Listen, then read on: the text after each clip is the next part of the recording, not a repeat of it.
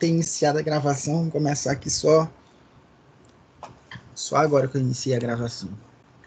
Legal. Cadê aqui? Compartilhar aqui. Compartilhar o que, cara? Vou compartilhar a segunda tela. Cadê? Tela 2, desse cara aqui. Então, vocês estão vendo agora o PowerPoint, né? Só confirme aí, por favor. Sim. Beleza, então Sim, vamos lá. sim. Então, ó, a aula de hoje a gente vai falar sobre busca e resolução de problemas, tá? Na verdade, vai ser bem superficial, mas nós vamos falar sobre as duas coisas. A forma como se projeta uma resolução de problema e uma forma de realizar essa resolução usando busca,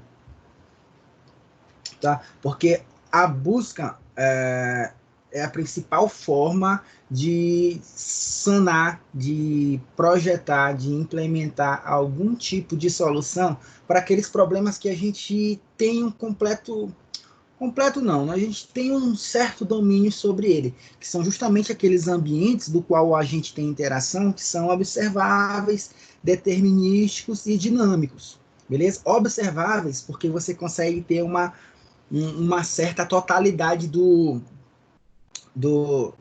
ambiente e dos outros agentes que o compõem, beleza? Determinístico porque você sabe o próximo estado que vai acontecer mediante uma ação que o agente tomar, certo? E dinâmico porque ele tende a alterar, ele tende a mudar, beleza? Então a busca é uma boa solução para problemas cujos ambientes, problemas de solução de inteligência artificial, cujos ambientes se enquadram nessas características, tá? Nem é preciso o ambiente ser dinâmico ou parcialmente dinâmico, né? Ele pode ser até estático, né? Então, se ele for estático, também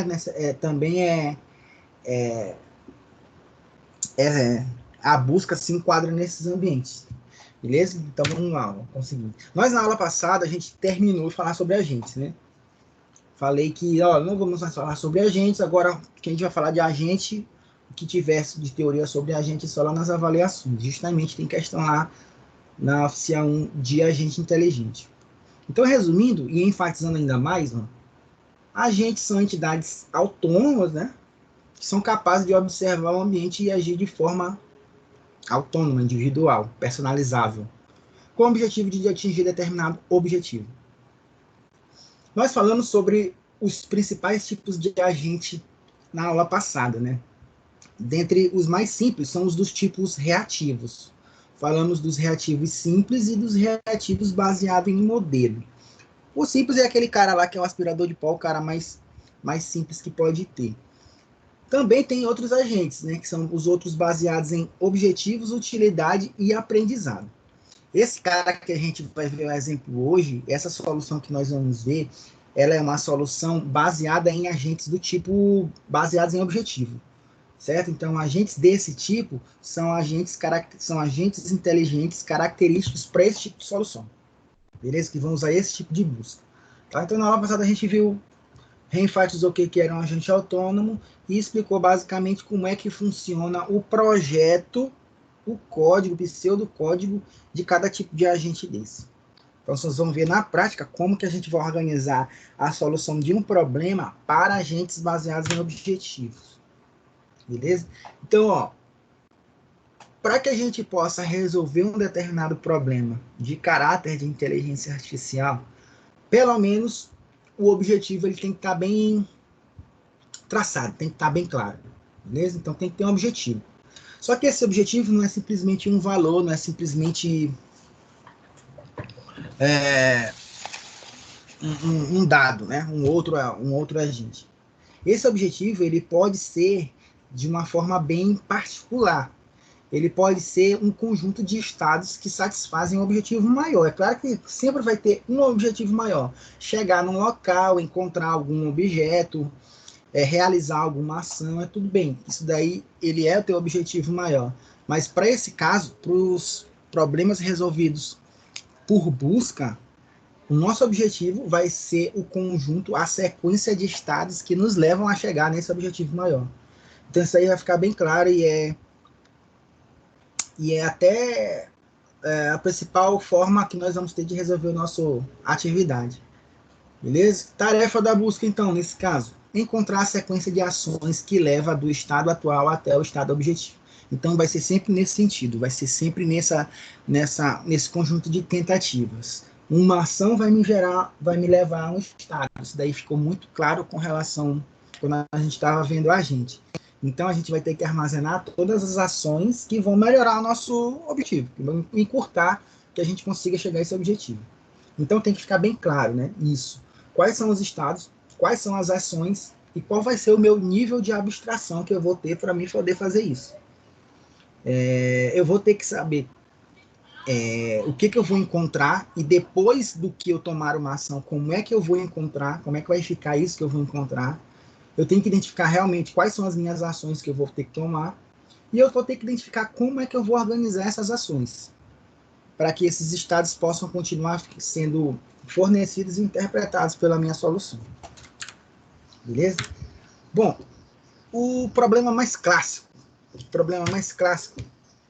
de resolução de problemas por busca é justamente o problema de rota, né? Ou então problema de menor caminho, ou então menor custo, enfim. É sempre aquele problema que você inicia de um local e quer chegar no outro local, certo? Ou caminhando menos, ou passando por menos locais, ou diminuindo o tempo que você leva, enfim, independente da tua medida de desempenho, os problemas de rotas, eles se resumem em encontrar a melhor rota de um ponto inicial a determinado outro ponto, certo? Então esse cara aí é um dos caras mais clássicos, os problemas mais clássicos que tem com relação a problemas solucionados por busca em inteligência artificial. Isso daí é bem claro, está até no nosso dia a dia, né? Todo mundo já usa ou então já utilizou algum algoritmo desse cara aí nos diversos aplicativos aí da vida. Tá? Aqui no slide tem um exemplo de cidades, né? Ligadas, obviamente, umas às outras por estradas e cada ligação dessa tem uma pontuação, né? Infere-se que é a quilometragem. Né? De uma cidade para outra, nós temos uma distância em quilômetros, que justamente vai nos dar o custo desse caminho. Tá? Falando disso mais tecnicamente, a gente tem um grafo, certo? Um grafo que é uma estrutura de dados composta por vértices, que são as cidades, e arestas, que são as estradas. Esse grafo é ponderado porque as arestas possuem valores, né, que são as quilometragens entre as cidades, mas ele não é direcionado. Aqui não tem uma seta, né? Eu não tenho um sentido obrigatório de uma cidade para outra. Por exemplo, de Arade para Timisoara, ou é de Timisoara para Arade. Não tem especificando isso daqui nesse mapa. Mas poderia ter, né? Esse grafo, essa estrutura de dados, ela poderia ser desse tipo, sim. Tá? Então, para problemas de roteamento, de menor caminho, a estrutura de dados que melhor se adapta, que melhor se enquadra para a nossa solução é um grafo. Beleza? Quando forem resolver algum tipo de problema, implementar algum tipo de problema, deem prioridade para um grafo. Certo? Porque para problemas de rota não é necessário ter nenhum tipo de hierarquia. Certo? Não é necessário ter nenhum tipo de hierarquia. Olha, obrigatoriamente para ir de uma cidade para outra, para ir da cidade de Sibiu até Bucareste, tem que passar por Fagaras. Não, tem que passar por Vilcé. Não, não tem nada disso. Não tem nenhuma política hierárquica no meio. Então, aonde tiver aresta ligando um ponto a outro, você pode passar. Certo? Então, esse cara é um dos caras mais tradicionais com relação a problemas de inteligência artificial solucionados por busca. Tá? O problema aqui em questão é para ir da cidade chamada de Arade até Bucareste. Esse mapinha aí é lá da Romênia, tá? Em cidades da Romênia. Beleza? Então aqui o problema é para ir de Arade, que está marcado aqui, né? Até Bucareste. Resumidamente, se a gente for falar desse problema, a gente leva em consideração uma cidade, Arad, no caso, que é a cidade de origem, a gente leva em consideração a cidade de origem e sempre vai explorando suas fronteiras, sempre vai visitando todos os seus nós vizinhos. Né? Então, enquanto tiver nós vizinhos para a cidade em questão, seja ela a cidade de origem ou não, você vai ter que ir explorando. Toda vez que você encontra um novo vizinho, você vai criando, então, uma lista de fronteira, então uma lista de vizinhos, certo? Uma vez criada essa lista de vizinhos, você consegue explorar, ir de uma a uma. E cada elemento da minha lista de vizinhos, esse elemento é o meu objetivo? Não, não é. Esse outro é o meu elemento objetivo? Não, não é. Esse outro elemento da minha lista de vizinhos é a minha cidade de destino, minha cidade de objetivo? Não, não é. Beleza, então vamos pegar uma cidade dessa, da minha atual lista de fronteira, da minha atual lista de vizinhos e explorar. Aí você pega essa cidade e vê com quem mais elas se ligam. Ah, vamos ligar com mais outras 3 cidades. Beleza, vamos compor a minha nova lista de fronteiras. Explora a tua lista de fronteiras e verifica. Ah, essa cidade é minha cidade objetivo? Não. Essa cidade é minha cidade objetivo? Não. E assim sucessivamente. Então você vai montando e desfazendo a lista de fronteira. Montando e desfazendo uma lista de fronteira até que nessa lista tenha a tua cidade objetivo. Obviamente que isso daí não vai solucionar o teu problema. Obviamente que sempre você vai guardando rotas. Essas rotas vão ser o somatório dos valores, né? Das quilometragens, do tempo de viagem de uma cidade para outra, enfim. Então, toda vez que você chegar a uma nova cidade que já foi visitada, se compara, né, o que você gastou para chegar antes e agora o quanto você está gastando. Porque, geralmente, você vai chegar em uma cidade de várias formas. Então, o princípio básico desse problema é isso. Pega uma cidade de partida, uma cidade de origem, explora os seus vizinhos e monta uma lista. Se a cidade de destino não está nessa lista de vizinhos, pega um vizinho desse e faz uma outra lista de fronteira, uma nova lista de vizinhos, até encontrar a cidade objetivo, certo? Nós vamos ver isso em funcionamento quando a gente estiver explorando o algoritmo, tá? Então aqui tem até um exemplozinho, né, para ir de Arad até lá a cidade Bucareste, né? Bom, aqui tá passando, eu tô no PowerPoint, né? Era um exemplo aqui de rota, mas não se atentem a esse exemplo aqui. Tá meio que incompleto. Mas legal, ó. O processo de tentar encontrar uma sequência de ações que leva de um estado até um estado objetivo é justamente esse processo de solução que a gente está estudando, o busca. Tá? Parece ser simples, mas tem uma politicazinha que deve ser levada em consideração, dependendo do algoritmo. Né? Bom, uma vez encontrada a solução, o agente inteligente, então, pode executar a sequência de ações para chegar no objetivo. Esse algoritmo, ele só dá para o agente uma sequência de ações, né? Então tá aqui, agente inteligente, você percebeu isso do ambiente, a ação que você vai tomar é de acordo com a sequência de ações que eu vou te sugerir. É isso que o algoritmo vai dizer para o agente inteligente. Vai do agente inteligente, de acordo com a sua função do agente, usar aquela sequência encontrada ou não. Certo? Então tem as fases aí, ó, formulação do objetivo, busca do objetivo e execução da sequência de ações. Certo? Bom, definição do problema é a primeira e mais importante etapa do processo, obviamente, né? A gente precisa ordenar todos eles.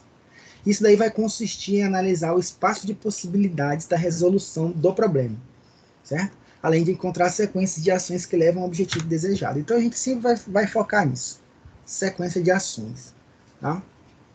Então nós teremos sempre que ter um estado inicial. O que é o estado inicial? É como esse teu ambiente observável está no momento. Obviamente, ele vai mudar de acordo com a ação que você tomar, certo? Mas, no início, o teu ambiente ele tá de uma certa forma. Então, esse ambiente é o estado inicial, certo? Por exemplo, no caso das cidades, do problema de rota, o estado inicial é que você está localizado na cidade de Arad. Ele vai ter que ter um estado final, obviamente, que é o estado do ambiente, como o ambiente está quando você consegue chegar no seu objetivo. Obviamente, o estado final desse teu ambiente é quando você estiver na cidade de Bucareste, que por sinal é a cidade objetivo, cidade de destino, certo? Eu tenho ações possíveis para essa solução, né? Que para esse caso é ir de uma cidade atual para uma próxima cidade. Por que tem que ser próxima à cidade? Porque você só consegue ir dentro de quem está dentro da tua lista de vizinhanças ou lista de fronteira, certo? Então, as ações possíveis é o conjunto de ações que a gente pode executar. E o espaço de estados, né? Conjunto de estados que podem ser atingidos a partir do estado inicial. Para o problema de rota, os estados são todos os estados possíveis do ambiente, né? Porque enquanto tiver ligação de uma cidade para outra, você consegue chegar. Se tiver uma cidade que está fora do mapa, que não tem estrada para ir, com certeza você não vai conseguir alcançar lá. Então, ele não vai ser um estado possível. Mas nesse caso lá, no caso do exemplo que a gente está vendo, o conjunto de espaços de estado possíveis é o mapa inteiro da Romênia, né? É claro que tem que se considerar uma coisa tem que ser levada em consideração para a criação dessa lista, né? Dessa lista de sequências de ações, que é justamente o custo. A maioria dos casos, a gente tende a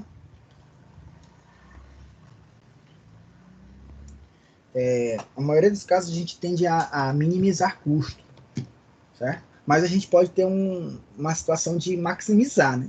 Tipo, eu quero aumentar os lucros de uma empresa, eu quero diminuir o custo de transporte, depende do teu problema, certo? Só um minutinho, pessoal.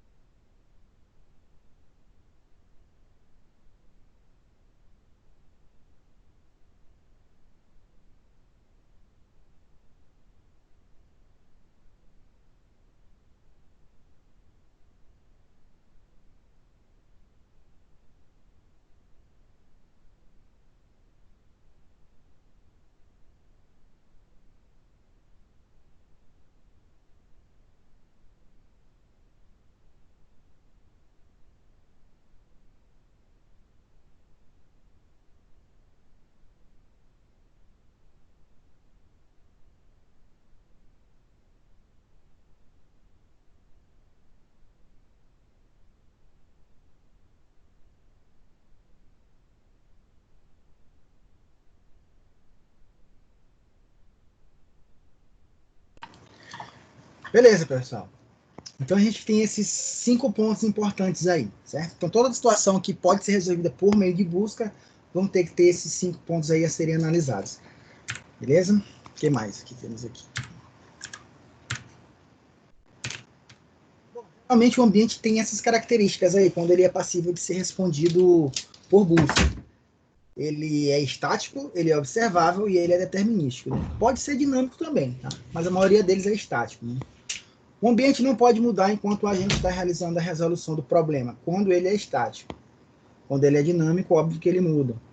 Ele é observável, o estado inicial do ambiente precisa ser conhecido previamente. Então a gente tem que saber. E também tem que ser determinístico, porque o próximo estado ele depende exclusivamente do estado atual mais a ação, certo? Então todo estado seguinte, ele é produto da ação que o agente vem a tomar. Então aqui está exemplificando o nosso velho conhecido, né? Um aspirador de pó inteligente aí.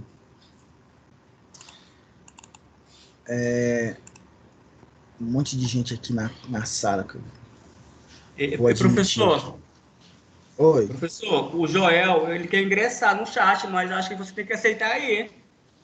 Porque eu estava minimizado aqui, eu não tinha verificado. Porque eu dei uma paradinha aqui, fui olhar e tinha uma galera aqui esperando, ó. Cheguei. Ó, o Joel está aí, ó. Obrigado. Tá bonita a sala aqui, ó. 10 alunos, vou até tirar um print para falar pro nosso chefe aqui. Só um minuto.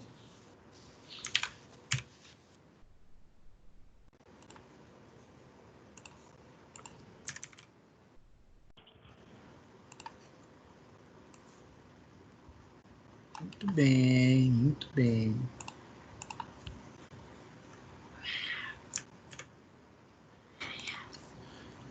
Pessoal que chegou agora, passar aqui rapidão as notícias. Final da aula, eu vou colocar lá no portal uma atividade avaliativa a ser respondida até sexta-feira, beleza? Até o final dessa semana.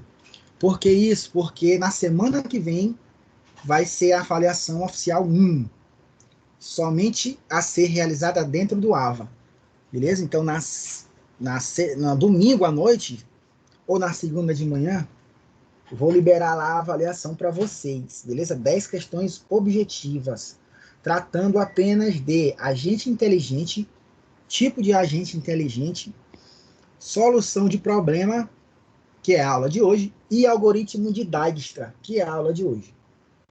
Beleza? Certinho, né?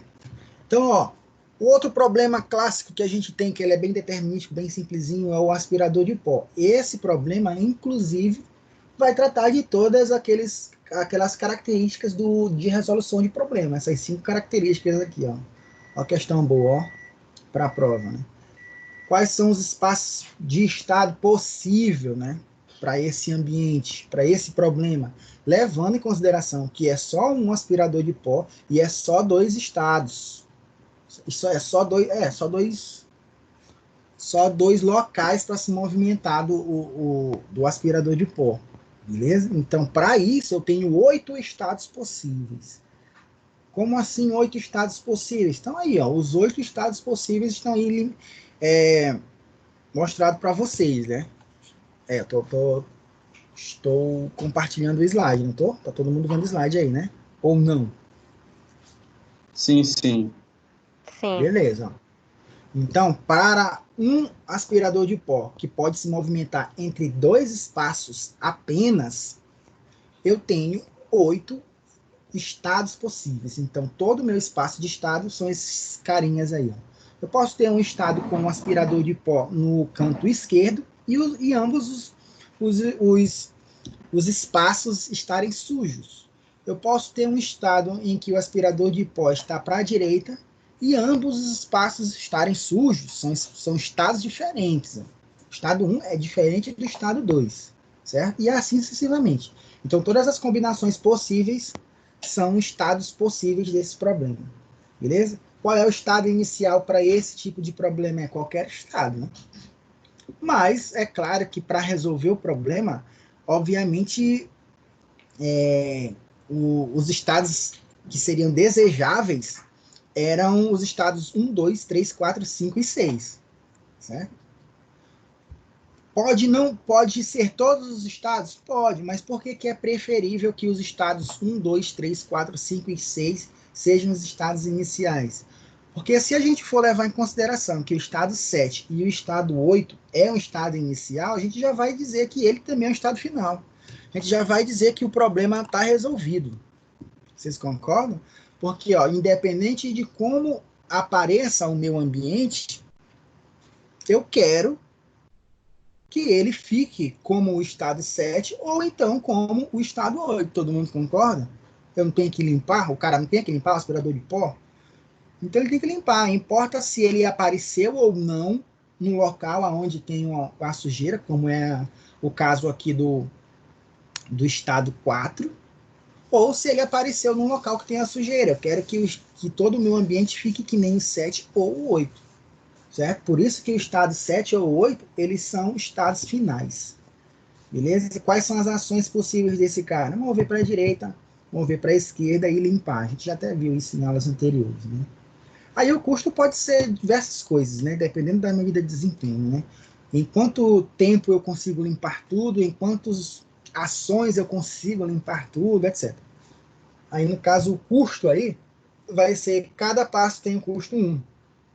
Né? Então, assim, o custo do caminho é definido pelo número de passos. Mover para a esquerda é um passo. Limpar é um passo. Mover para a direita é um passo. Então, todas as ações vão dar custo 1 nesse caso aí.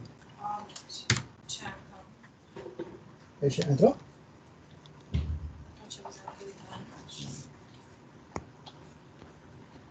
Beleza. Vamos lá.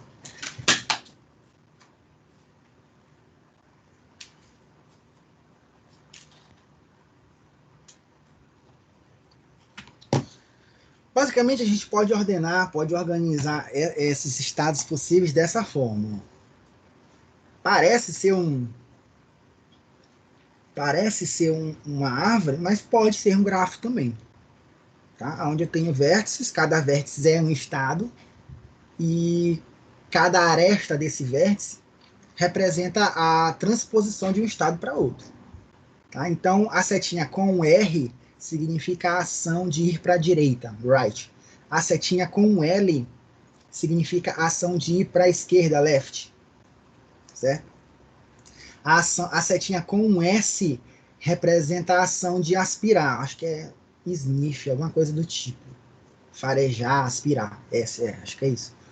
Então, ó, o S representa a ação de aspirar. R representa a ação de ir para o lado direito. L representa a ação de ir para o lado esquerdo. Beleza? Só tem 3 ações que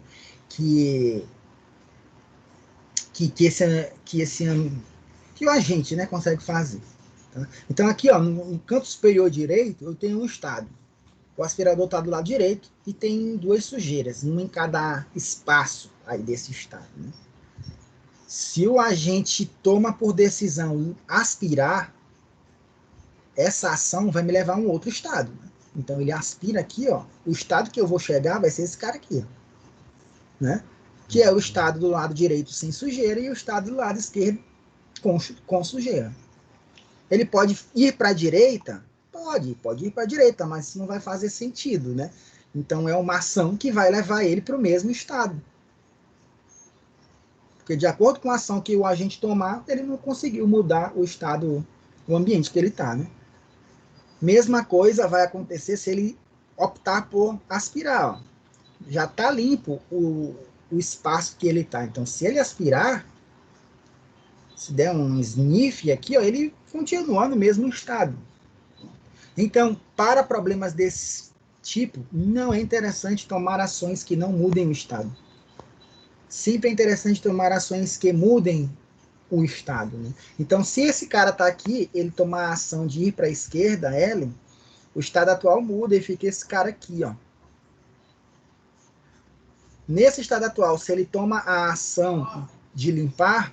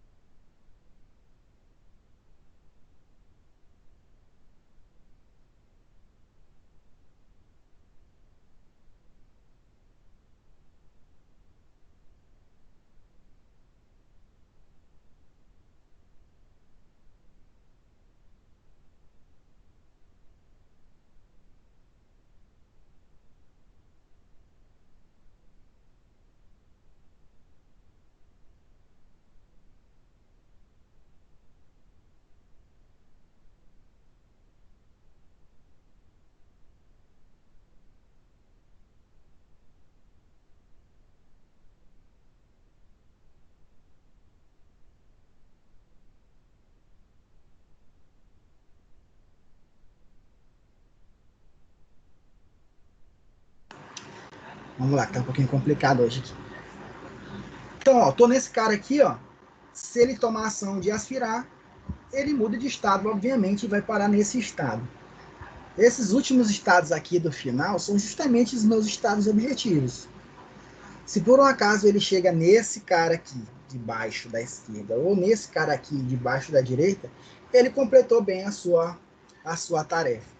Tá? Então, aqui o problema, ele sempre vai ser levado em consideração como uma escolha de melhor caminho, uma escolha de melhores estados, até se alcançar um determinado objetivo. Né? Percebe que toda ação é um custo, tá? Então, se ele escolher essa ação aqui na parte direita, por exemplo, ó, de ir para a direita, ele vai voltar para o mesmo estado. Então, ele teve um custo a mais sem se aproximar do objetivo maior. Então, vai ser esse pensamento aqui que a gente vai ter sempre que tiver resolvendo problemas desse sentido, como busca, né? Vamos lá. Que está mostrando basicamente como é que ele deve seguir, né? Melhor caminho, menor caminho. Professor, Oi. ele não corre o risco dele voltar para o estado anterior, ele estando nesse terceiro passo aí, nesse terceiro estado. Pois é, ele corre, né? No entanto, tem que marcar o custo. Né? A gente tem que marcar o custo. Toda vez que você tomar uma ação, não mudar o estado e o custo aumentar, não é interessante aquela ação. Né? Então, ela não mais vai ser tomada. Entendi. Manda aqui, ó. Beleza. A segunda opção. Vamos lá. Mesma coisa são para problemas do puzzle, né, dos quebra-cabeças. Então, tem todas essas 5 características aqui direitinhos, certo? Também com o problema das N rainhas, né? Para problema de xadrez, jogo de xadrez, primeiro caso, e os problemas da N rainhas, né? Para jogo de xadrez, os passos dos estados, muitos, né? 10 elevado à 40ª potência. Estado inicial, a posição inicial de um jogo de xadrez. Estado final, qualquer estado onde o rei adversário está sendo atacado e os adversários não possuírem movimentos válidos. Ações possíveis, todas elas dentro da regra de movimentação de cada peça do xadrez, né? E o custo, a quantidade de posições examinadas, né? Ou o tempo, né? Que se demora para conseguir um checkmate. Um problema similar a esse, muito tradicional, é o problema das N rainhas, né? Onde você tem que colocar N rainhas num tabuleiro de xadrez em posições estratégicas que nenhuma pode se atacar, né? Uma rainha, ela ataca a outra linearmente, né? Seja vertical ou horizontalmente, e na diagonal também. Então, essa situação aqui do slide é uma situação de um estado final, né? Então, tem todas essas combinações aí. Aqui era de 8 rainhas, aqui era de N rainhas. Aqui é o mesmo problema. Bom, tem um outro problema também, outros 2 problemas bem tradicionais, que são os problemas da Torre de Hanoi e canibais missionários. Certo? O problema da Torre de Hanoi é esse primeiro cara aqui, ó. Você tem que iniciar nesse estado aqui, onde são 3 artes, certo? Artes número 1, 2 e 3. E 3 discos A, B e C. Cada disco tem um diâmetro menor do que o outro, né? Então, a orientação dos discos tem que ser assim, ó. O disco com diâmetro maior tem que ficar na base, o disco com diâmetro intermediário tem que ficar no meio, e o disco com diâmetro menor tem que ficar no topo. Tá? Então, isso aqui é regra. O objetivo é tirar todos eles e colocar em uma outra arte. Ó. Por exemplo, esse cara aqui é um estado objetivo. Certo? Mesma coisa, a gente pode resolver por busca também o problema dos canibais e missionários. Onde eu tenho que colocar um grupo de pessoas do tipo canibais. Agora eu não lembro se canibais é o triângulo ou é a bolinha vermelha. Eu acho que é o triângulo. Não, acho que missionário é o triângulo e canibal é o cara vermelho. Então você tem que levar todo mundo de um canto para um outro do rio, certo? Só que você não pode ter uma quantidade maior de canibais do que de missionários, senão os canibais fazem o que tem que fazer, né? Comer os missionários. Né? Então, isso daí tem que ser bem organizado. Ó, uma possível solução é esse cara aqui, vamos lá, Torre de Hanoi. Eu tenho os espaços de estados possíveis, o custo, meu estado objetivo. Né? Já falei aqui de estado inicial e estado objetivo, tanto para a Torre de Hanoi quanto para canibais e missionários. Aqui está falando dos estados possíveis, os espaços de estados e o custo. Tá? Para a Torre de Hanoi e para canibais e missionários. Para a Torre de Hanoi, eu tenho essa disposição inicial aqui. Beleza? Obviamente que os meus estados finais, goal state é esse cara aqui do final da direita, ou esse cara aqui do final da esquerda, né? Ainda tem mais um outro que está em algum lugar aqui que eu não estou vendo, né? Que é onde todas as artes, todos os discos na arte... Ah, não, tá certo, é só esses dois mesmo. O estado inicial é onde todos os discos estão na arte esquerda, e um dos estados finais é todos os discos na haste da direita, ou então todos os discos na haste do meio. Beleza? Então, tomando ações, eu posso chegar nesses estados possíveis. É claro que tem umas regras aqui, né? Ações possíveis. Mover a primeira argola de qualquer pino para o pino da direita ou da esquerda, né? No entanto, elas não podem ficar uma argola maior em cima de uma argola menor. Um disco com diâmetro maior não pode ficar em cima de um disco com diâmetro menor. Então, essas trocas de discos em artes mudam os teus estados. Né? Se por um acaso você pegar o disco menor aqui, do estado inicial, e colocar na haste do meio, o teu novo estado vai ser esse. Se você pegar o disco menor do teu estado inicial e colocar na haste da direita, o teu novo estado vai ser esse. Dependendo do número de ações que você toma, você vai chegar aqui no teu estado final. Beleza? Obviamente, tem situações que você não vai ter como continuar, né? Vão ser situações aqui que você tem que voltar para um estado inicial, para um estado anterior, para poder continuar. Que aí o teu custo aumentou muito e você não conseguiu chegar no teu estado objetivo, né? Goal state. Bem parecido com o dos canibais e missionários. Ó. Tem o estado inicial, que é todo mundo de um lado do rio, e tem o estado final, que é todo mundo do lado do outro rio. Beleza? Você tem que levar todo mundo para lá com essa condição. Ó. Tem que mover um ou dois personagens de uma vez para o outro lado do rio. Certo? Sempre que nessa movimentação, o número de canibais em um determinado lado do rio, ela não pode ser maior do que o número de missionários, certo? Tem que ser menor ou igual, sempre o número de canibais, certo? Então eu posso mover um ou dois personagens ao mesmo tempo, na canoa, no caso, né? Uma possível solução poderia ser essa aqui, ó. Eu tenho meu estado inicial, esse carinha aqui, beleza? E eu posso tomar 3 ações possíveis, ó. Primeira ação é pegar 2 canibais e mover para o outro lado do rio. Se eu faço isso, meu estado atual é esse cara aqui. Uma outra ação possível é mover um missionário e um canibal no outro lado do rio. Estou dentro das regras possíveis, né? Permitem-se. Então, o meu estado atual muda. Fica esse cara aqui, ó. E eu tenho uma terceira ação, que é mover só um canibal aqui, ó. Mover só um canibal. Eu fico nesse estado aqui. Beleza? Por que esse estado eu não vou para frente a partir desse estado? Porque ele não é um estado válido. Porque toda vez... A canoa não pode vir sozinha, né? A canoa não pode vir sozinha. Se eu escolher mover um canibal ou um missionário, eu vou ter que voltar de novo com esse canibal e com esse missionário. Aí eu vou voltar para o meu estado atual aqui, para o meu estado inicial. Então, é uma ação que não te leva para frente, só te dá um custo e não te leva para frente, beleza? Então, ela é uma ação possível? Mas que nunca seria executada, beleza?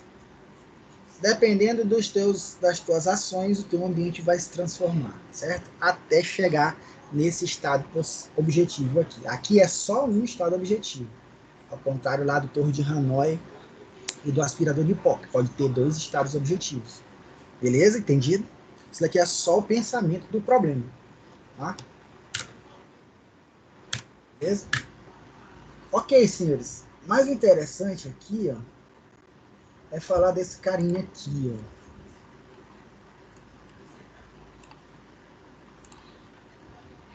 Vocês estão vendo aqui o PDF agora? Com escrito gráficos, estão vendo? Sim. Beleza, ó, então já adianto para vocês, esse cara aqui vai ser o trabalho, tá?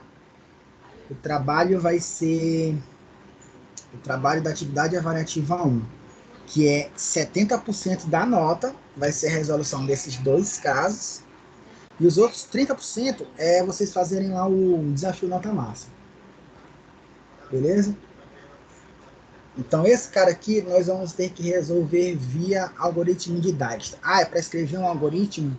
É para implementar alguma coisa? Seria legal, né? Mas eu não vou exigir isso, não. Eu vou exigir só essa situação aqui, ó. É outro Dijkstra. Eu só vou exigir essa situação aqui, ó. Certo? Eu vou precisar de uma matriz de valores e eu vou precisar de um vetor de ações, certo? Eu vou precisar dessa matriz, assim, desenhado mesmo, vocês façam no Excel ou no Word, e no final, pode ser só o último vetor, um vetor de ações. Tá? Não faz sentido agora, porque a gente ainda não viu o processo, mas a gente vai ver o processo aqui agora. Beleza? Então, o algoritmo de Dijkstra, ele te dá uma sequência de ações a ser tomada pelo agente inteligente. Sequência de melhores ações. Ok? Então, vamos lá. Vou explicar esse carinha aqui agora. Então, toda aquela que a gente estava comentando sobre a maneira de organizar o problema, a gente pode colocar em prática usando esse algoritmo. Claro que eu não vou mostrar código, porque nem é o objetivo mostrar código, mas o objetivo é mostrar a ideia. Tá? Então vamos lá.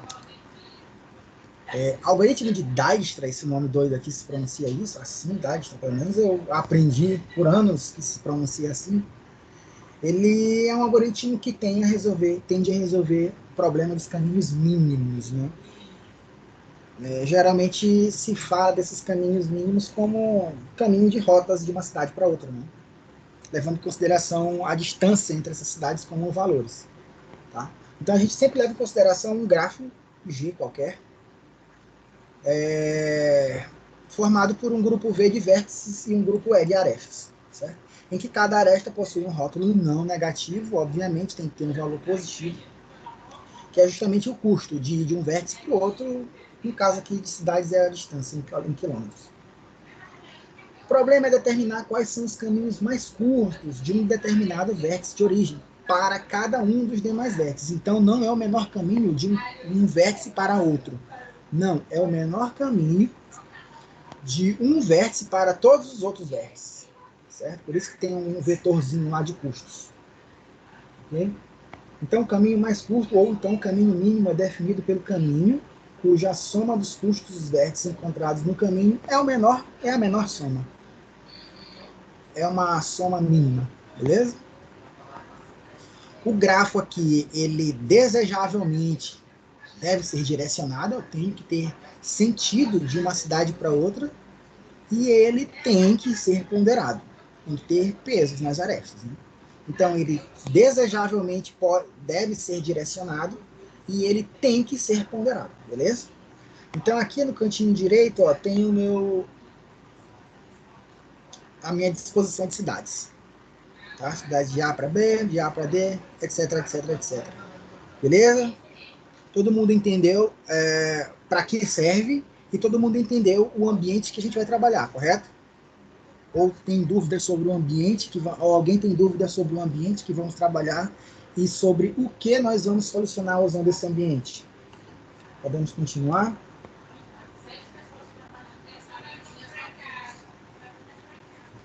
Vamos lá, ninguém respondeu, tá tudo certo, né? Então, vocês lembram daquele papo que a gente estava falando no início da aula sobre a ideia de resolução?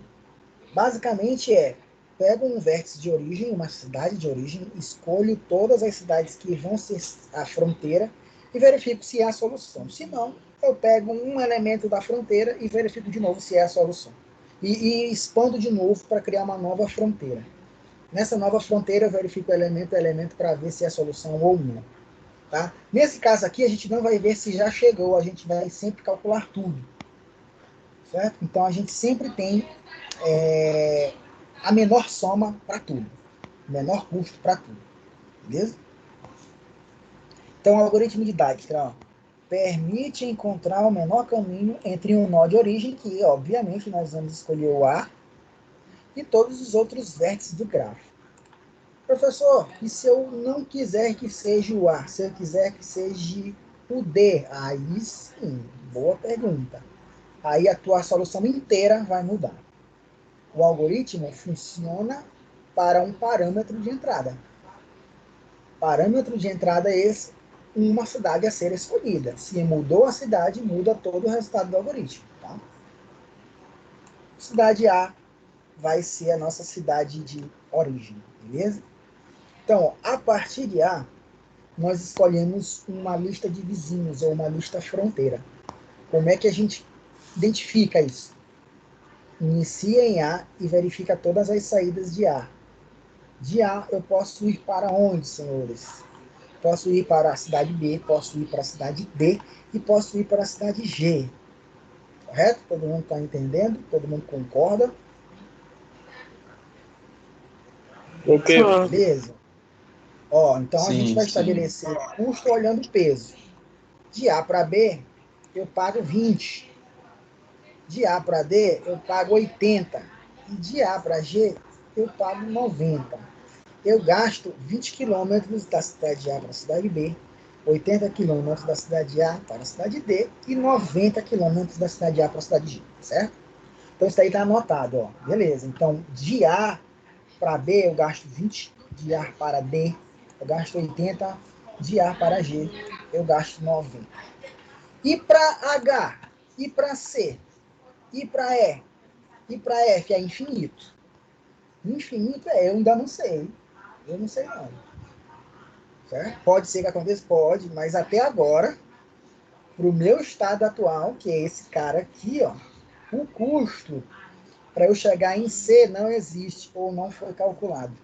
O custo para me chegar a E não existe ou não foi calculado. O custo para me chegar a F não existe ou não foi calculado. O custo para me chegar a H não existe ou não foi calculado. Para o estado atual, que é iniciando em A, eu posso ter 20 quilômetros para me chegar em B, eu posso ter 80 quilômetros de custo para chegar em D, e eu posso ter 90 quilômetros de custo para chegar em G, certo? Então isso daqui fica armazenado, fica configurado, certo? Então o menor custo até o momento é de A para B, que eu vou pagar 20 quilômetros, beleza? Então é esse cara, sendo o menor custo, que eu vou eleger para continuar a busca. Já sabemos então que o menor caminho entre A e B é de custo 20, e ele é formado pelo seguinte caminho, ó, de A a B. Isso aqui é importante, isso aqui vai ser gravado. Certo? Quando você delimita um menor caminho, a sequência de ações que chegou a esse menor caminho tem que ser preservada. Comecei em A, fui para B. Então é 20 de A para B. Certo? Como sabemos que o menor caminho saindo de A é ir para B, a gente vai para o próximo passo, que é analisar o menor caminho entre B e os outros nós da rede. Certo? Vamos criar, então, uma nova lista fronteira. A primeira lista fronteira era B, D e G. Dentre a lista fronteira, a gente não está interessado em chegar em uma cidade. A gente está interessado em pegar todo o menor custo. Então, dentro dessa lista fronteira, o menor custo eu vou eleger para continuar a explorar o ambiente, explorar o mapa e criar uma nova lista fronteira. Então, beleza, ó. Se eu estou em B agora, eu vou verificar todas as saídas possíveis de B. De B, segundo o desenho, eu só posso ir para F. Certo? Só tenho seta saindo de B para F. Então, de B, eu só posso ir para a cidade F. De acordo com o meu mapa, eu vou estabelecer o custo. Certo? E o custo para eu poder ir de B até F é 10. Está escrito aqui, ó, de B para F é 10. Certo? E para mim ir de B até C? E para mim ir de B até D? B até H? É infinito, eu não sei ainda. Mesma coisa, eu vou fazer as seguintes anotações. Né? De novo. Tá. Antes das anotações tem mais isso aqui. Ó. De B eu posso ir para F, beleza, o custo é 10. O custo para se chegar em F a partir de A era infinito, senhores. Mas agora eu posso chegar em F. No entanto, eu vou chegar em F por meio de B. Tá? Então, o custo para me chegar em F é somado com o custo que B tem para chegar em F. Percebe que esse algoritmo todo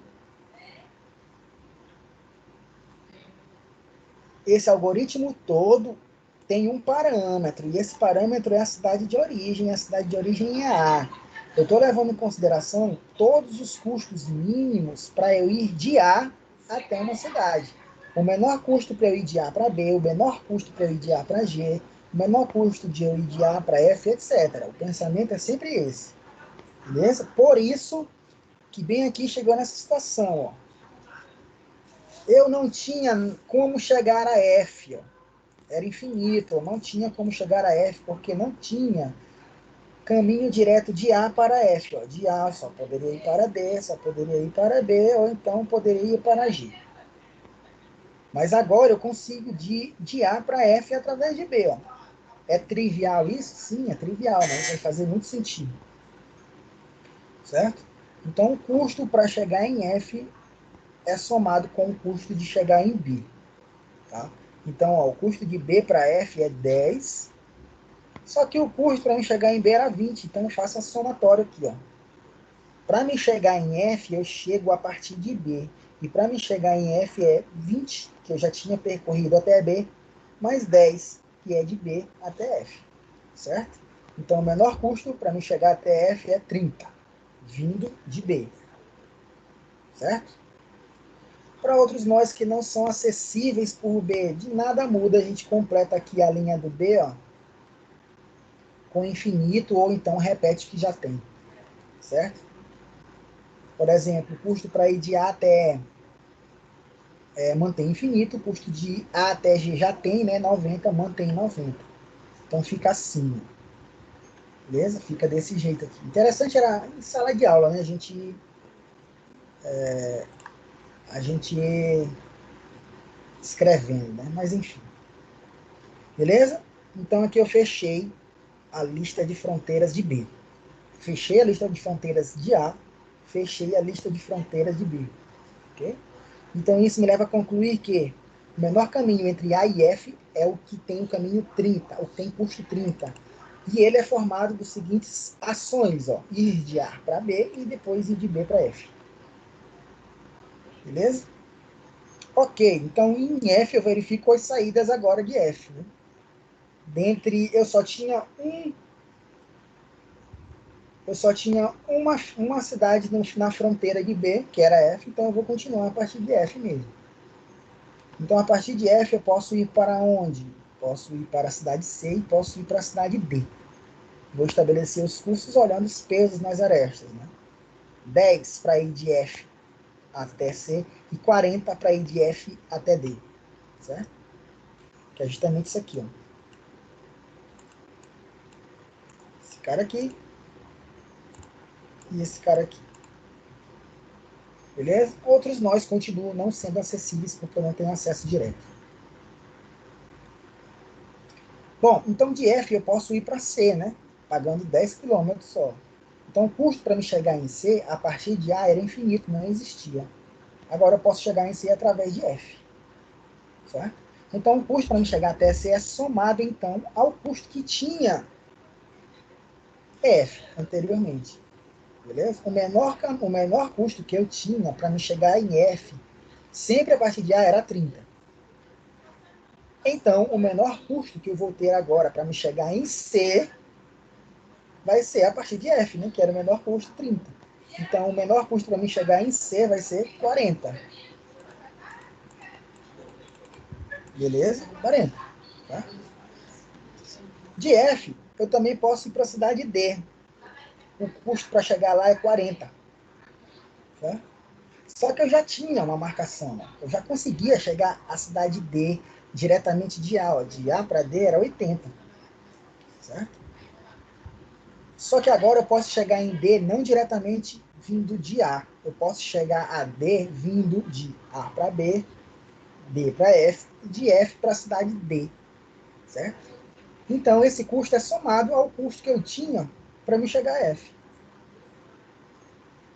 O custo para me chegar a F era 30, então eu vou somar o custo que tem da cidade F para a cidade D, que é 70, né? Opa, melhor do que o custo anterior. Então, a melhor ação até o momento para mim chegar à cidade D é através do F. Certo? Então, não pago mais 80 quilômetros para chegar a D, pago agora 70. Beleza? Ó, é o que está dizendo aqui. Para sair de A até chegar em D, o custo era 80. Agora, para sair de A e chegar em D via F, é 70. Então, é melhor. Então, essa ação é melhor para mim. Com relação aos outros caminhos, não há ação. Eu só repito. Beleza? Então, acho que fechou aqui o limite, as cidades limites de F. Beleza? Por que eu não faço o de B? Para mim, ir de F... não tem como ir de F para B, né? Então, não tem como completar aqui. Certo? Então, fica assim. O menor caminho até agora é 40, né? 70, para chegar a F. Então, já sabemos que o menor caminho entre A e C é de custo 40 e é formado pelos seguintes caminhos. A, B, F e C. E a gente sabe também que o menor caminho para chegar a D é A, B, F e a cidade D, né? Então, levando em consideração a cidade C, que ainda não foi explorada, eu vou criar também a minha lista de fronteira.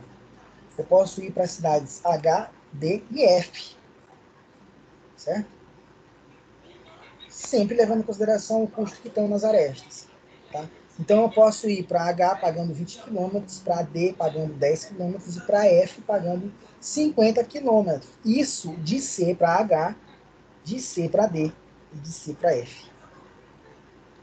Ok? Então, eu posso ir para H, né? De C eu posso ir para H. Então, o custo para chegar em H a partir de A era infinito, não tinha. Agora eu consigo, né? Através da cidade C. Então, o custo para chegar então em H é somado com o menor custo que eu tenho para chegar a C. Certo? Antes, o menor custo era infinito e agora o menor custo é 40 para me chegar a C. De C para H, eu só tenho uma opção, que é pagar 20 km. Então, é 40 mais 20. O menor caminho para me chegar a H é pagando 60 quilômetros vindo da cidade C. Beleza? Então, de C eu posso ir para H, que eu já calculei, e posso ir para a cidade D, que eu ainda posso calcular. Então, de C eu posso ir para a cidade D, pagando 10 quilômetros apenas. Antes era 70. Agora eu também posso chegar a D através de outra cidade, né?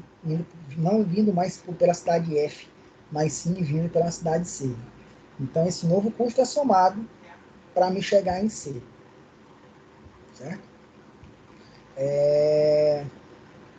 Desculpa, para me chegar em D. Para mim chegar em D, eu estava pagando 70, né? Mas para mim chegar agora em... Para mim chegar em D vindo de C, eu vou adicionar mais 10, né? Que é 40 mais 10, ó, que é 50. Então, eu consigo chegar à cidade D vindo de C pagando menos, que antes era 70 quilômetros, agora eu posso gastar 50 vindo de C.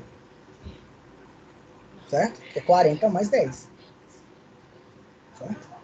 Para concluir a lista de fronteira de C, eu só preciso agora calcular o custo para F. Só que eu não vou fazer esse cálculo, porque eu já vim de F. E mesmo se eu fizer esse cálculo, o custo para mim chegar a F, voltando de C, vai ser maior, né? Então eu nem levo isso em consideração. Eu nem anoto. Eu nem levo em consideração. Porque, com certeza, o custo vindo de C será maior pois eu já tinha determinado o menor caminho para F, certo? Então, o menor caminho entre A e B é o de custo 50, ó, que é formado pelo seguinte caminho, A, B, F, C e D.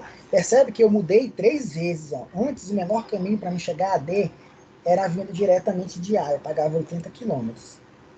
Depois, o menor caminho foi vindo da cidade F, que eu pagava 70 quilômetros. Agora, eu sei que o menor caminho para me chegar na cidade D é 50 quilômetros, vindo da cidade C.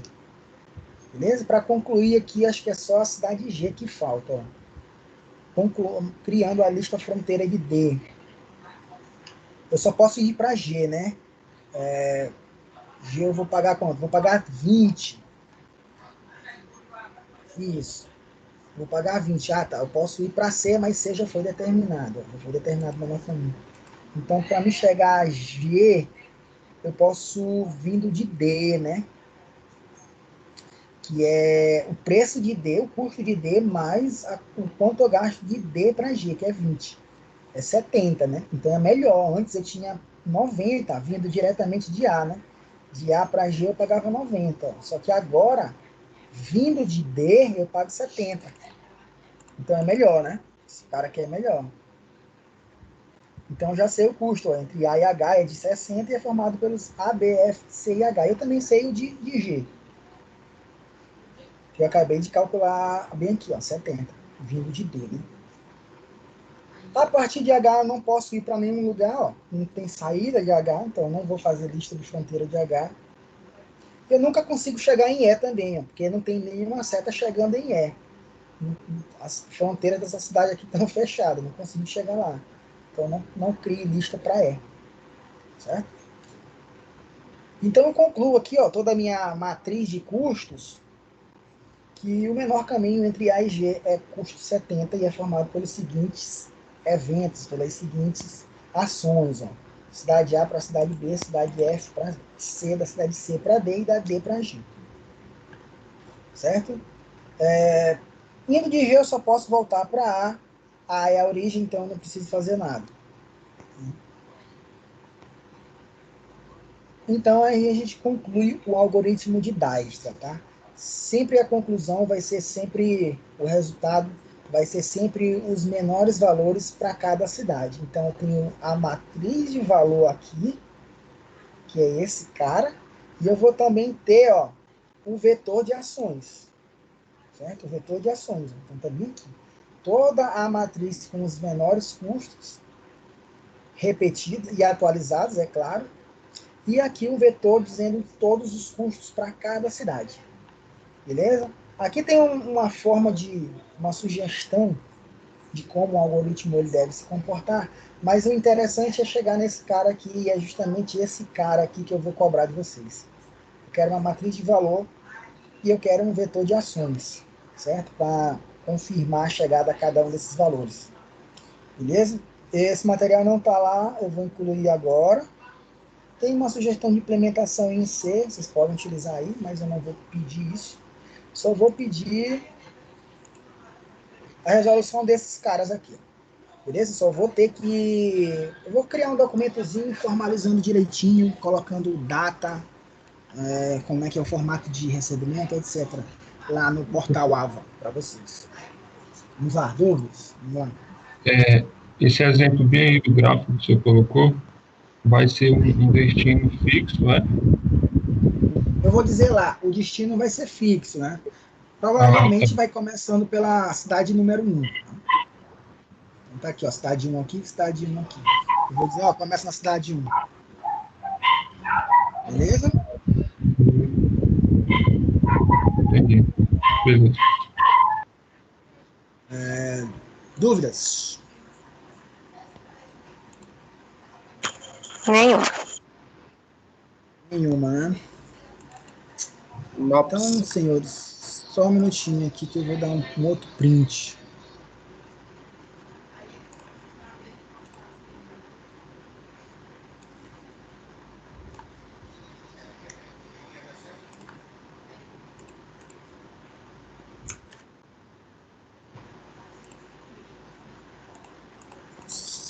Então, senhores, nós ficamos por aqui. Semana que vem não teremos aula, vocês vão ter a semana toda livre para fazer a avaliação e a gente se vê daqui a 15 dias. Ok? Ok. Esse aí vai ser tipo a P1. Oi? Esse vai ser tipo a P1, né? Isso. Exatamente. Ah, tá.